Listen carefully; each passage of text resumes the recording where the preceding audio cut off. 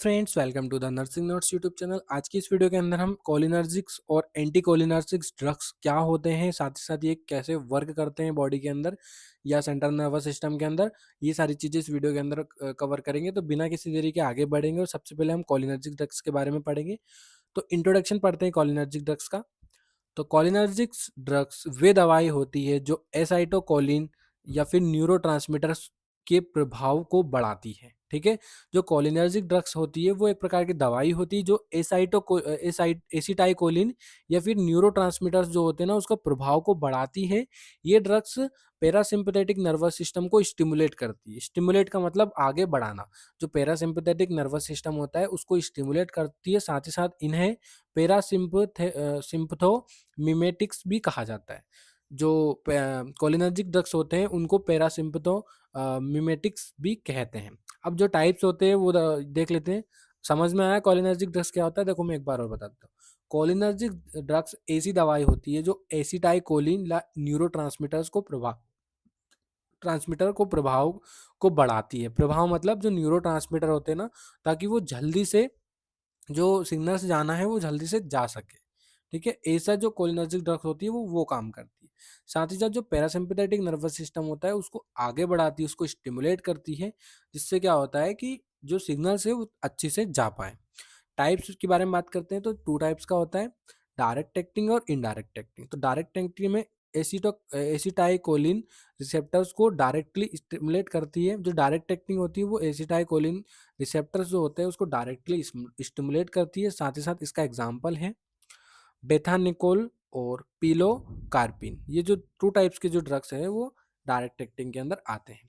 Second है indirectly acting, जिसको कोलिनेस्ट्रीज inhibitors भी बोलते हैं। तो एसिटाइकोलिनेस्थेसिस एंजाइम्स को इनहिबिट कर एसीएच की मात्रा बढ़ाती है। जो इनडायरेक्ट एक्टिंग जो होती है ना वो क्या करती है, जो एंजाइम्स होते हैं एसिटो कोलिनेस्थेरेज उसके एंजाइम को इनहिबिट करती है, साथ ही साथ एसीएच की मात्रा बढ़ाती है। इसका एग्जांपल है न्यूस्टिकमिन और डोनेपेजिन। ये टू टाइप्स के ड्रग्स होते हैं।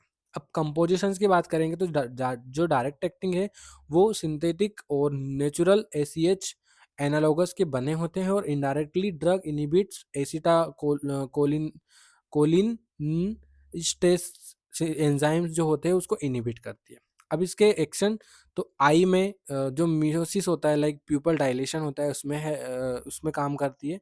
हार्ट को जो हार्ट रेट होती है उसको डिक्रीज करती है। ब्लड वेसल्स को वेसोडाइलेशन में हेल्प करती है। जीआई की मोटिलिटी और सिक्रीशन को बढ़ावा देती है।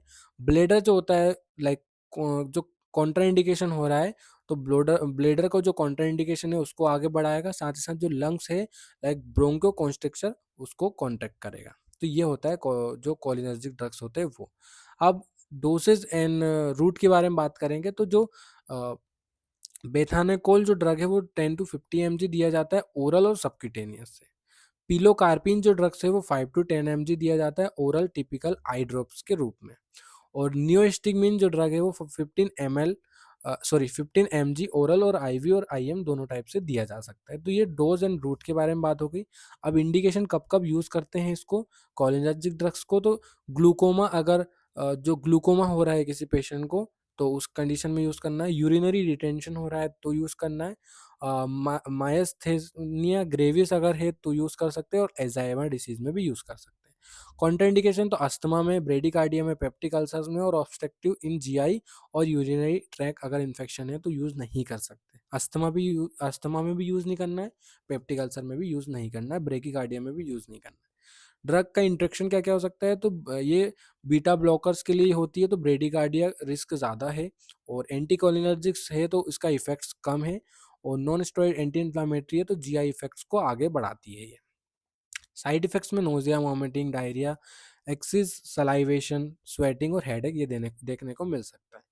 और एडवर्स इफेक्ट्स में सीवियर ब्रेडिकार्डिया हो सकता है, हाइपोटेंशन देखने को मिल सकता है, ब्रोंकोस्पाज्म देखने को मिल सकता है, और मसल्स क्रैम्प्स देखने को मिल सकता है पेशेंट को।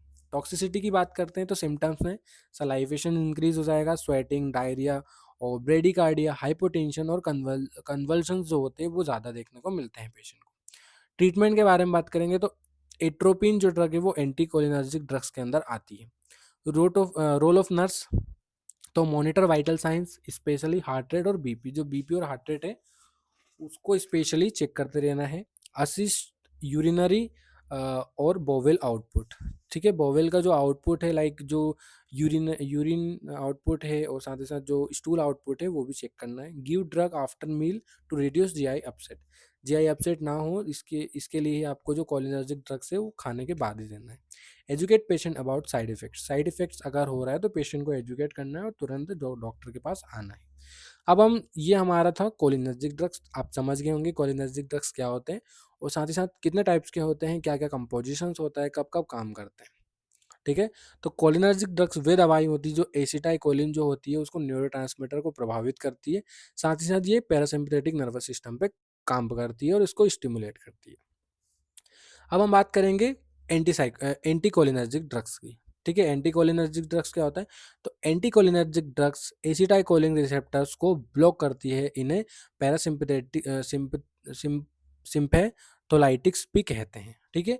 अब देखो यहाँ पे एक डाउट आएगा कि कोलिनर्जिक और एंटी कोलिनर्जिक, ठीक है। तो देखो जो कोलिनर्जिक होता है वो एसिटाइकोलिन जो न्यूरोट्रांसमीटर होता है उसको प्रभावित करती है, उसको आगे बढ़ाती है, लेकिन जो एंटी कोलिनर्जिक ड्रग्स है वो एसिटाइकोलिन जो रिसेप्टर्स होते हैं जिसको मस्क्रिनिक रिसेप्टर्स भी बोलते हैं उसको ब्लॉक ही कर देती है, समझ गए। और इसको सिम्पैथोलाइटिक्स भी कहते हैं। अब इसके टू टाइप्स है, तो बेलाडोन बेलाडोन एल्कोलॉइड्स और सिंथेटिक्स। तो पहला जो है वो इसको एट्रोपिन और इसको पोलामीन जो ड्रग्स है वो इसके अंदर आ जाएंगे एल्कोलॉइड्स के अंदर, और सिंथेटिक्स जो होता है आइपराट्रोपियम और टियोट्रोपियम, ये जो ड्रग्स है वो सिंथेटिक्स के अंदर आ जाते हैं। सिंथेटिक्स मतलब बने हुए, हैंडमेड, बने हुए एक्चुअली ऊपर भी है लेकिन जो सिंथेटिक्स है वो बनाए गए हैं, ऐसा।